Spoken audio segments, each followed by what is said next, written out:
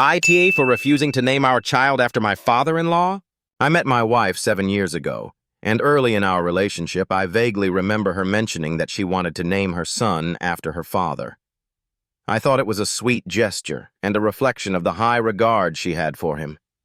At the time, I didn't know her father well enough to form my own opinion, but I assumed he must be a great man if she wanted to honor him in that way. Fast forward to present day. She's pregnant with our first child. He's a boy.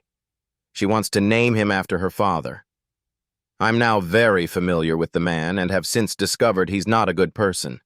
He's verbally abusive to his wife and a recently reformed alcoholic who, during his battle with addiction, made some deeply poor choices that affected his family. The only reason he quit drinking in the past 2 years is due to personal medical issues that literally prevents him from doing so. He also holds harmful views, frequently telling the parents of his existing male grandchildren not to raise weaklings or wimps whenever he sees the boys doing something he deems feminine. I told her I'm absolutely not okay with naming our child after her father. She's very upset, saying, "How could you?" and accusing me of flipping the script on her since I've known her intentions since the very start. To be fair, she mentioned it to me once early in our relationship and I had mostly forgotten about it over the years.